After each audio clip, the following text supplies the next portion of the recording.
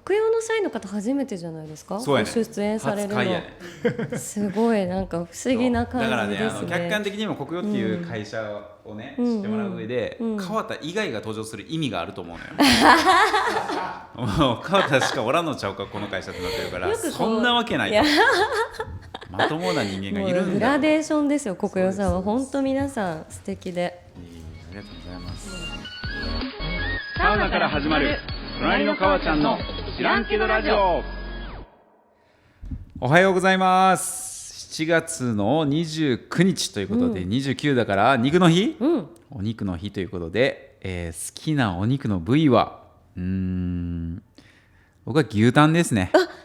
かぶっちゃった。川ちゃんです。かぶっちゃった。はい。おはようございます。私も好きな部位はタンです。タンかぶりした絶対かぶらないと思って厚切りか薄切りかはうわちなみにでも私パッて今聞いて食べたいなって思ったのは薄い方かもしれない。一緒やわそれもあとネギ乗せてね、ネギ塩牛タンのネギとかをたくさん乗せて、ね、巻いてレモンでキュッっていう感じが食べたくなってきましたね。最高です。はい、はい、今回もですね、はい、そんな牛タン川辺ちゃんが、はい、おります、おりますんで、ね、皆さんの大好きな川辺ちゃんの声とともにお届けしたいと思っております、はい、よろしくお願いします。はい、ようこそ。また気ままに川辺ちゃん登場してくれますので、はい、お楽しみにしててください。よろしくお願いします。はい、じゃあタイトルコールいきますね。サウナから始まる隣の川ちゃんの知らんけどラジオ第41回です。はい、もう40の大台を乗りましたね。乗りました。もうどんどん行きましょう。こういうのはね、どんどん行きましょうというところで、はい、この番組は現役会社員にしてマネージャーの川ちゃんが働くみんなのリアルな悩みや楽しみを一緒に笑い飛ばしたり、ちょっとためになることを考えたり、そんな隣感覚のトークで週の真ん中ちょっと憂鬱になりがちな水曜日の朝を少しだけ軽やかにスタートができればと思っております。はい、さらに番組後半には新オープンサウナ情報もお届けいたします。はい、新オープンね、結構これね、反響というか、これ聞いてちょっとチェックしましたみたいなのもらうので、いや本当にこう毎週だからオープン情報があるっていうのがまずすごいなって思います。いやそうよね、全国各地で全国に、ね、まだ、関東だけでも年間200件とかできてるみたいですし、そんなに全国的にね、これ聞いたら夏休みに行けるよっていうところで、じゃあそちらも楽しみにしつつ、はい、今日はスペシャルなゲストが来てくださってるんですよね。ゲスト会ですね、はい、しかもちょっとご縁のあるゲストですねじゃあ早速ちょっとご挨拶をしていただきましょうか。お願いします。はい、川ちゃんの会社の同僚の、国用の佐々木拓と申します。よろしくお願いします。佐々木拓さん、なんて呼ばれてる？タクちゃんってずっと言ってます。タクちゃん以外で呼んだことがないそう国用の社員です。はい、なんか国用の社員さんは知らんけどラジオは初めてゲストとしては。そうです、初めてです。ありがとうございます。いや本当に一発目でタクちゃんに出てほしいなと思ってたんで、弾丸で声かけて、無理くり来てもらいましたなんか一昨日ぐらいでしたよね。一昨日ぐらいです。タクちゃん行こうっつって来てほしいってなったなんか理由というかきっかけあったんですか？いやなんかね、やっぱ知らんけどラジオのこれからみたいなことを考えてた時に、なんかサウナ会もいいけど、なんか会社員の姿っていうのが今回ほらタイトルとしてはあるわけじゃない。そうですよね。そうって考えると、ちょっとね国用と川ちゃんが出すぎると、川ちゃんみたいな人が7000人ぐらいいるんちゃうかなこの会社みたいなよく言われるんですよ。100年を超える歴史のある国用はみんなこんなうるさい賑やかな関西人ばっかりの会社なんですかみたいな。いやそんなことないと、すごいスマートで誠実でしかも情熱的な人がいるんだよみたいな話をしてたけど、それだったらもう知らんけどラジオに一回出てもらうのがいいんじゃないかなって思って、誰がいいやろなって前からずっと考えてたんですけど、いやここだと思って。そうタクちゃんとはもともとサウナ行こうって言ってたんよね。そうだね、1ヶ月前ぐらいですよね。定期的にそうサウナ行ってる、定期的にというか、まあちょこちょこ連絡取り合ってる流れで LINE をするじゃない、メッセージとかで、タクちゃん事例見たよ、いい感じだねとか、作品見たよってこう会話した最後は、またサウナ行こうかって言って終わるのね。だから最後大体そうサウナ行こうぜで終わってるのよ。で大体その流れでじゃあいつ行くみたいな話でね、はい、へで今回行こうぜみたいな言ってたら、いやてかさっきの知らんけどラジオの話とこのサウナの話つながって「たくちゃんさ」みたいな「このラジオ一緒に出てくんない?」みたいな話をしたら「聞いてみようっていう僕でよければ」って言ってくれて、いやね、さっき作品って言葉もありましたけど、そうなんです。佐々木さんはこうどういったお仕事というかですね、されてるかっていうのもちょっとこの後お聞きできればと思うんですけど、はい、先にかわちゃんさんから。そうですね、まあたくちゃんは本当僕自身尊敬してる同僚なんですけど、まあ、ご縁がすごい多くてですね、国用の中でも結構特殊でアートディレクターっていうアートディレクター、はい、の佐々木拓さんという形で、実は僕が社長秘書だったっていうエピソードもあったと思うんですけど、貯金5年間ぐらいさせてもらっていて、その時にプロジェクトでもいろいろなところで接点があったんですよ。もう社長秘書の時から接点があった。でその事例の大きな一つに、国用の会社のね昨年120周年だったんですけど、おめでとうございます。ありがとうございます、その120歳の誕生日にですね、国用のロゴが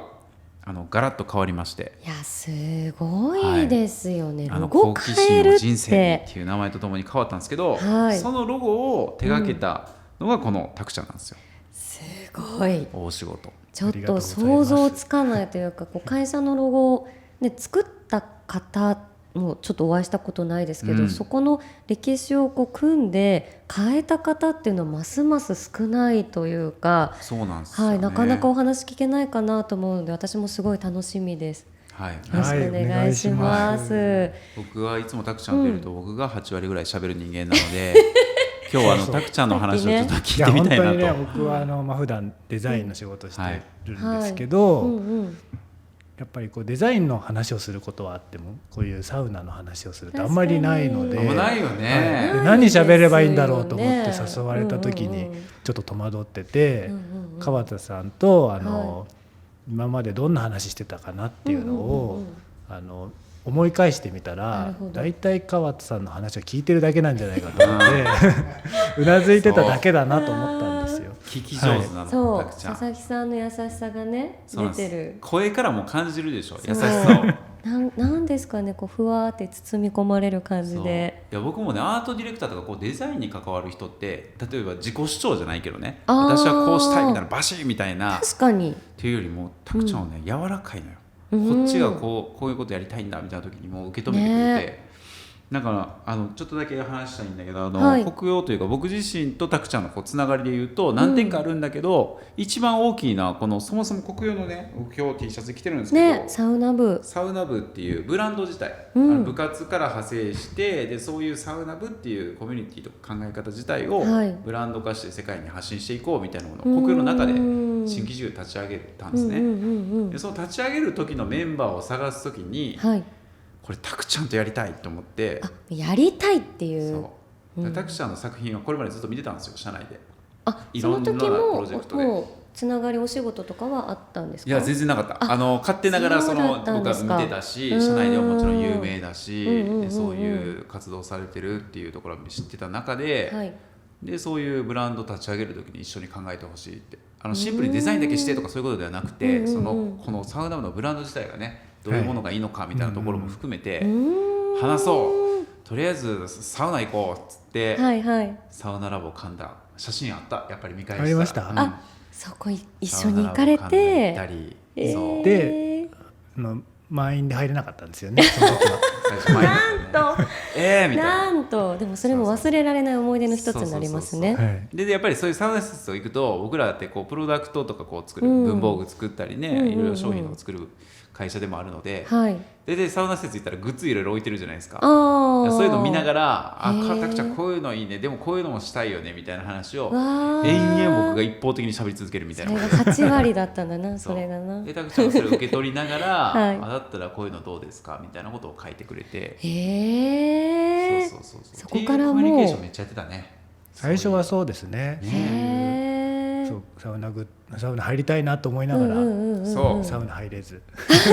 サウナグッズをずっと見て、グッズをまずは見て、こうしたいねああしたいねっていう。でもこれまでで言うとザ・サウナ、長野のザサウナとかも一緒にみんなとね、そんな遠征までして、そう、ちょこちょこいろんなとこ行ったね。いやいいですね。あとはどこ行きましたっけね、蒲田のところも行ったし、個室その島さんかとか共通のね、その友人と一緒に行ったりとか、そうですね、まあ、そんな感じなんで、なんかサウナ部、国用のサウナ部活動でみんなで行くぜみたいな感じにタクちゃんが来るというよりは、僕とタクちゃんが個別になんか相談をしたいとかプロジェクトのこととか、そういう時にとりあえずなんか飲みに行こうっていうよりもなんかサウナ行こうの方が圧倒的に多いよね、うちらで言うと。そうですね、飲みにだけ行ったことはないかもしれない。ないよね。サウナ行って飲みに行くっていう。そういう風なところからサウナ部のロゴもご一緒に作ったりとか、社長室でもお仕事ご一緒したりっていう風にこう仕事の方も絡んでったっていう感じなんですね。そうです。なのでザ・キャンパスのロゴを国の、ね、リブランディングする時のザ・キャンパスって名前のロゴ、ピンク色のロゴがあるんですけど、ああいうグラフィックもタクちゃんだったり、あとザ・キャンパスのフラッツ、この前ね収録した、あのフラッツの緑色のグラフィックもタクちゃんだし、いやそんな感じでこう活躍してくれてるんですけど、まあ、ちょっと今日はそういうね国用の中でアートディレクターってどういう仕事なんよとか、いや本当になんかどんなそのロゴ制作ってどういうこととか、めちゃくちゃ聞いてみたい。そういうちょっと会社員側の姿と、あとまあサウナ絡みの話とかもちょっとしながら、ぜひぜひ国用のことであったり、これ聞いてるね他の会社員の方にも何か刺激になればいいなと思いで来てもらいました。ありがとうございます。で今までもこう結構お話の中でこういうコミュニケーションをしてロゴ作っていったよって話もあったと思うんですが、そもそも国用さんのアートディレクターというのはどんなお仕事をされているんでしょうか。はい、そうですね、ちょっとアートディレクターっていう肩書きもすごいかっこいい名前ではあるんですけど、めちゃくちゃかっこいいです、説明するのは結構難しい名前で、ただ何ですかね、こういろんなプロジェクトだったりブランドだったりそういうもののクリエイティブの方向性を決めたり、進行する人っていう進行もそうですねっていう役割がアートディレクターで、グラフィックのデザインとかと紐づいて、アートディレクションとグラフィックのデザインをしたりしています。ありがとうございます、なんかこう結構イメージだとそのデザインだけなのかなと思ったんですけど、やっぱディレクターだからそこの企画というか進行とかもたくさんがやられる、すごいこう事務的なというか、細かいスケジュールとかまた別の人がやるんですけど、そのデザインの中でこうデザインするのって結構なんですかね、こう簡単って言ったら変ですけど、自分の一人の中で完結することもできるじゃないですか。なるほど、確かに。でもそれをじゃあどうやってそのデザインがいいかっていうのを決めたりとか、伝えていくっていうことを設計していくっていうのもアートディレクターの仕事ですかね。ありがとうございます、確かにこう一人でも完結しようと思えばできるところをどういう人とこう一緒に巻き込んだりだとか、意見聞いたりだとかっていうところも含めて考えていくのがお仕事の一つ。そうですね。ありがとうございます。まさに国用のロゴを変えるっていう時も、そのロゴのデザインっていっぱい案を出すことはできると思うんですけど、でもそれがなんでこう会社にとっていいのかとか、どうやってそのロゴを決めていくのかってすごく大変なんですよね。そうですよね。正解があるわけじゃないですし、前例がね、あるって言ってもすごい前の話って考えると、こう自分でそこの道のりを決めていかなきゃいけないっていう。もちろんいろんな人と話しながら、こういうふうに会議があったらいいよねとか、こういう人に関わってもらったらいいよねっていうのもあるんですけど、そういうのを話し合っていくこともすごくこうデザインを進める上で大事なことなので、そういうことを考えて、だからすごくサラリーマン的なことをやっていますそういう要素ももちろん重要だし、デザインのところもっていうところなんですね。そうだから結構ね、なんかこの作品みたいにこう作ったから終わりでは全然そういうことではなくて、なんかその企業側の思いを汲み取る力とか、それをこっち側から何個か提案しながらもその意思を込めていくことを伝える力とか、だから経営のメッセージを理解しないとそもそもグラフィックとか落とせないし。そうですよね。でその経営の思いをヒアリングしていく力もいるじゃない。確かに。それってこういうことでしょうかみたいな、なんかそういうのを、たくちゃんをはじめそのチームメンバーとかね、でみんなでこう経営会議とかの場所でディスカッションしていって、まだそこにも答えはないからみんなでね、それってこういうことなんじゃないかみたいなことを次のプランでこう出していきながら紐解いていくみたいな、そんなプロセスなんですよね。なるほど、そうですね、ありがとうございます。実際その国用120周年のロゴの制作を任されたというところだと思うんですけれども、このロゴにいろんな方が関わられたと思うんですが、どんな思いを込められたかとか、制作の裏側があれば、ぜひお聞きできますか？そうですね、思いはたくさんあって、そもそもその国用に入って今18年経ってて、いつかこのロゴを変える仕事をやりたいなと思ってたので。そうだったんですか。元々入社当時ではないんですけど、入って後にそういう思いが立ってきて、でやっとそのタイミングが来たっていうタイミングだったので、思い入れはすごくあって、すごいですね、っていうのもあるし、やっぱりその今国用ってすごいこう、文房具とかオフィス家具作っている会社っていうのは皆さんに知られているとは思うんですけど、なんか実はこんなことやってるよとか、サウナ部みたいなこともあるよとか、なんかこういろんなちっちゃいけど面白い活動っていうのがたくさんあって、なんかそういうのに今までの1個前のロゴだと表現できてないんじゃないかなっていう思いもあって、なんかそういう面白い国用とか、なんかこのちょっとワクワクするような企業っていうイメージをもっとつけていきたいなっていうので、今のロゴを作りました。ありがとうございます。じゃあ私も国用さんの外から見てる立場だと、まさに文房具、オフィスのイメージありますけど、それだけじゃないサウナ部もそうだし、面白い方もたくさんいるしっていうところを伝わるようにっていうのでロゴに落とし込んでいったっていう感じなんですかね。はい、まさにそうです。ありがとうございます。ロゴとしては結構節目というか展開していて、国用って1905年が創業で、2005年ってちょうど100年じゃないですか。僕個人的にはその年に入社したんですよ。100周年で僕入社してて、その時にロゴが変わってたんですね。じゃあ新ロゴで入社されて。新ロゴ入社、だから名刺とかユニフォームとかもそのロゴだったし、新入社員とともにそれずっと歩んできてた中、20年経って僕も40歳になった節目で120周年でしょ。いやー、その時にこの同僚のたくちゃんがこの大きなプロジェクトを関わって生まれたのがこの国用の新しいロゴだから、めちゃくちゃなんか節目を感じてて。本当ですね。国用さんのこう変化も本当川ちゃんさんの会社員のこう節目と重なるっていうのが20年スパンですごいですね。なんかでもこれ国用のロゴもね、遊び心じゃないけど角度とかね、そうですね、結構シンプルなロゴではあるんですけど、そうですよね。特徴はでもこのシンプルの中にも込めたいなと思って、斜めのラインが KKY でこうつながってるっていうのが特徴なんですけど、本当だ、今ちょっと名刺のね裏にプリントされたロゴを拝見してますけど、こう斜線というかそこの角度が確かに同じなんですね。でそれが揃うことでなんかこう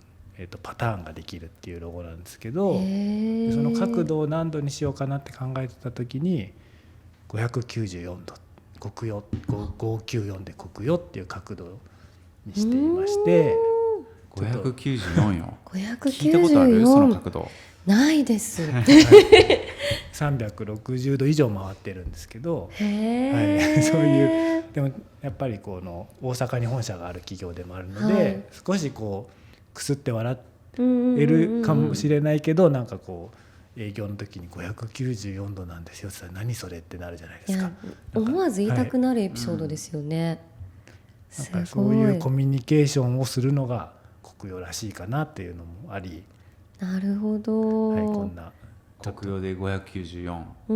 僕は100回ぐらい言いましたね、もうすでに。もうこういう形でどんどんでも広まってってるっていうのが、というのもねとかって言って何度だと思いますから始まって、大体こういうコミュニケーションで国用のことをイメージしてもらって、すごいこの6文字しか言ってしまえば表現ができない中でそこまで、表現ができるんだっていうのが逆にすごい面白いというか、ここに至るまでは、ね、結構期間も長かったって話がさっきあったと思うんですけど、そうですね、うん、大体ロゴ、このプロジェクトが動き出してから2年とか2年半ぐらいかかっていて、発表までに、やっぱりこのデザインするっていうことじゃなくて、はい、どうやってこう決めていくかとか、そういう体制を作るのに半年ぐらいかかってましたし、あともう1年前には決まってたんですよね、発表の。ロゴ自体はですか？はい、デザインしてたのは、本当にデザインっていう期間は半年ぐらいで、もう発表の119年目にはもう出来上がっていて。そうだったんですね。でもじゃあそれをこうどうやってこう伝えていくか、社員にも伝えていかなきゃいけないし、商品にも落としていかなきゃいけないし、そういうので1年ぐらいかけてやっと発表できたっていう。わそこがもう逆にやっぱ大切というか、伝え方もそうですね、やっぱアートディレクターの方がいろいろ考えたりとかされてっていう、そうですね、一緒に考えて、いや本当名刺も可愛いですもんね。そういろんなカラフルなねカラーもあって、で他にも名刺以外にもグッズとかもいろいろあるんで、国用の品川のザ・キャンパスとかに来たら、結構そのトートバッグもあったりね、新ロゴが結構人気なんですよ。可愛いって言って。いや本当にそうですよね。可愛いですし、このサウナ部さんのロゴもたくさんが、そうなんです、ね、考えられたって話もありましたけど、これもやっぱすごいデザインがまず可愛くて、結構やっぱりサウナファンの方この、バッグについてこのロゴ付きのやつを含めて欲しいというか、アクキーのね、サウナ部のキーホルダーとサウナポーチ、T シャツとかにもねデザインあしらわれてますけど、これも結構さっきの話でかわちゃんさんとか、皆さんといろいろ話してデザインに落とし込んでいかれたんですか？そうですね、そ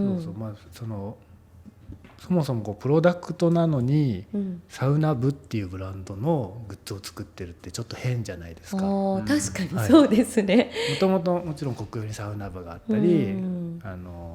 川瀬さんそういう部活の活動、サウナチーム、アライアンスを作ったりしてますけど、でもそういう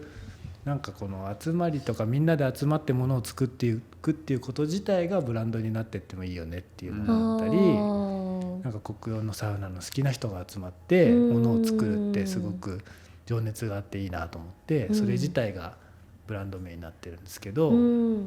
でも意外と最初に作ったのがここにあるポーチなんですけど、ポーチに最初ロゴをどうつけようかからロゴを考えるのが始まっていて、そうだったんですね。普通バッグってこう刺繍したりとかタグがついてたりすると思うんですけど、なんかサウナ部って書いてあるポーチちょっと嫌だなとか思っちゃってでしかもなんかサウナじゃなくても使えそうな、確かにサウナ好きじゃない人にも買ってほしいなみたいな思いがあったので、だったらキーホルダーでつけようっていうので作って生まれたのがこの、ロゴというかキーホルダーなんですよね。そうだったんですね。でもこれをそのままこうプリントしたら可愛いんじゃないかなっていうので、キーホルダーがベースになったロゴになっているっていうので、T シャツ着てる。だからこれ自体が T シャツとかもね。そうでこれモデルによってカラーリングを変えたりしてるので、なんかあんまりこうありそうでないというか。確かにそうですよね。ね、本当これでセットですけど、このキーホルダーだけ取って好きなものにまたつけるとかもできるのもいいですよね。そうなんです。ありがとうございます。実際ね、佐々木さんもサウナ好きっていうことで、そうね、一緒にいっぱいサウナも行ってるよって話もあったんですけど、なんかきっかけとかあったんですか？サウナにハマるきっかけ、ハマるきっかけは、知りたい。日頃そういうの聞いてないもんね俺。もうお互い好きから始まってるんですよね。そうですね。僕もなんかやっぱ好きになってきた時に、川ちゃんという存在を知り、そうだったんですか。サウナ好きになると、好きなサウナとか話したくなるじゃないですか。それで話をよくするようになったのがきっかけでもあって、でも最初はサウナがすごくこう話題になってきたというか、よく聞くようになってきた時に、はい、自分でも行ってみようかなって言ってたんですけど、はい、熊本のユラックスに行った時に、はい、なんかすごくエンターテインメント性とあとはその水の気持ちよさみたいなのを感じてハマった瞬間がそこだったんですよね。ハマったのがユラックスって結構すごいですね。近くのどこかとかじゃなくて、ユラックスでっていうのが確かにね、はいでしかもあれですよ、ご縁でいうと桜堂さんって福岡にあるでしょ、はい、あそこ教えてくれたのがたくちゃんなんですよ。そうだったんですか。そうです。なんと教えたっていうかここいいですよってね、そう言ったらすごいよくて、送ってくれて、そうだったんですか。なんか川ちゃんさんからもともとその国用のお知り合いの方から聞いていったんだっていうのは聞いてたんですけど、それがこの今目の前にいらっしゃる中の方のようにありがとうございます。そうだったんですね。きっと川ちゃん好きだと思いますみたいなのがあって、いつか行ってみてくださいみたいな、行くみたいな、たくちゃんが言うんやったらみたいな。そうだったんですね。多分たくちゃんよりも行くようになってしまって、めっちゃ通ってるっていうきっかけを作ってくれたのがたくさんだった。だから福岡でね、イベントの時来てくれて、たくちゃんが。そうだったんですか。ちょうど福岡行ってて、なんとあの時なんか感慨深かったわ、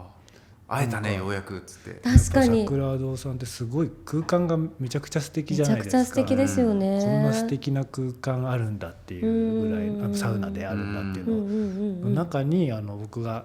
ちょっと前にいた時にかおちゃんの本だけ売ってる新サウナ売ってるんですよね。空間の中に本とか売ってないのに新サウナだけが積まれてて、確かになんかすごいかおちゃんのびっくりするよね最初。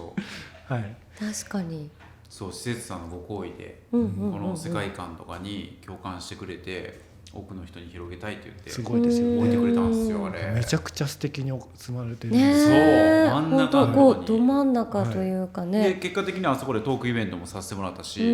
そこからご縁がつながっていろんな方々もね、あそこでサウナお招きとかしたんで、本当に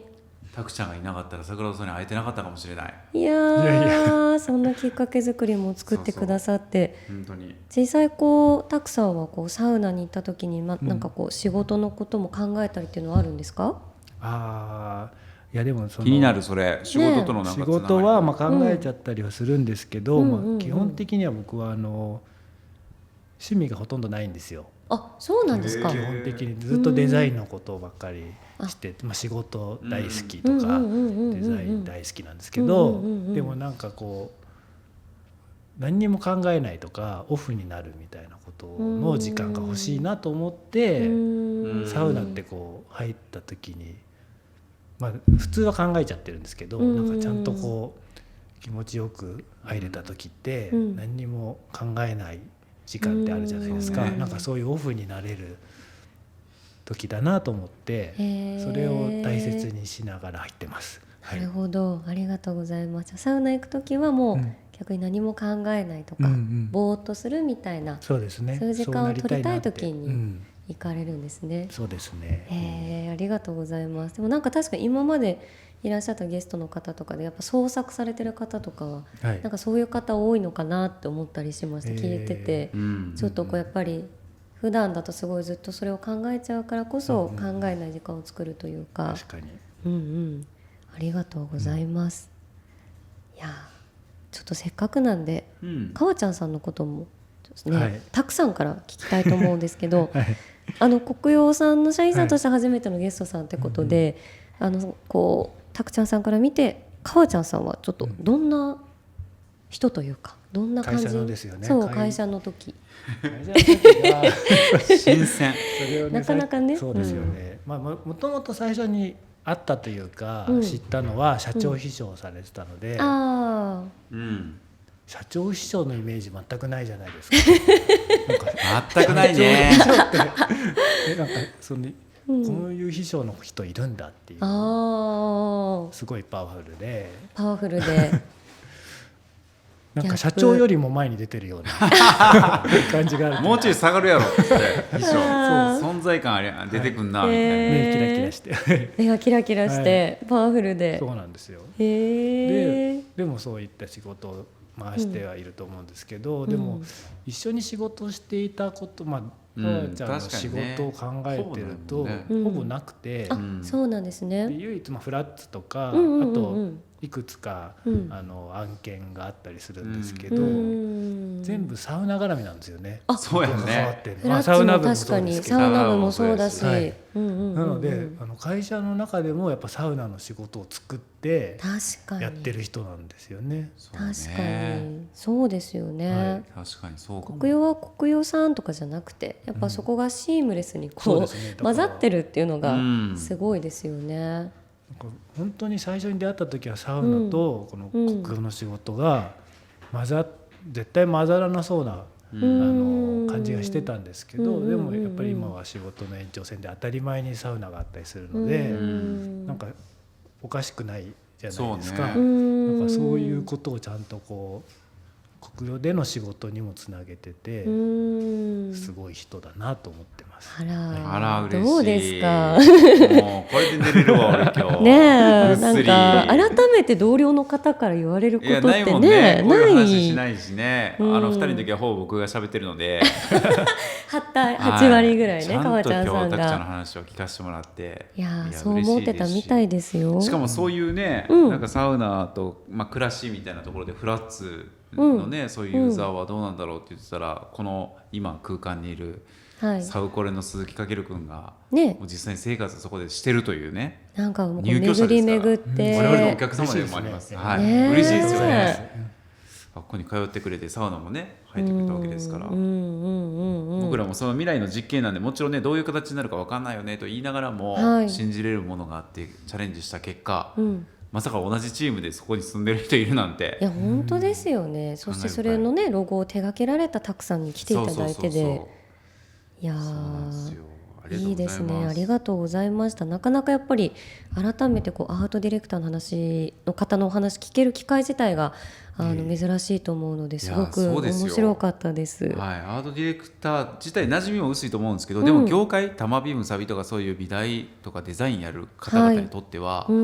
僕が言うのもなんですけど、たくちゃんはいろんな賞も取っていて、海外でイベント登壇とかもされてるぐらい、そうなんですか。その道で言うともう知らない人はいないんじゃないかっていうぐらいすごい本当にこれからもどんどん国用の中も内外で活躍していく人なので、いや本当にねこれからの注目してください。作品もすごい楽しみにしております。はい、ということでこの時間をお迎えしたのは国用株式会社アートディレクターの佐々木拓さんでした。はい、ありがとうございます。ありがとうございました。ありがとうございました。サウナ行きましょう。ね、ぜひ。ありがとうございました。ではあれですね。もうお時間早いもんで、なんですが、冒頭にも告知していた今週の新オープンサウナ情報ですね。じゃあ川辺ちゃんお願いします。はい。じゃあちょっと発表させていただきます。西の聖地熊本のユラックスがなんと、福岡天神エリアに初進出です。すごい、さっきタクちゃんがユラックスと言っていた伏線回収のようにデビューがなんと福岡できるんすよ。皆さん知ってますか？もうクラファンとかもね動いてるんで。はい。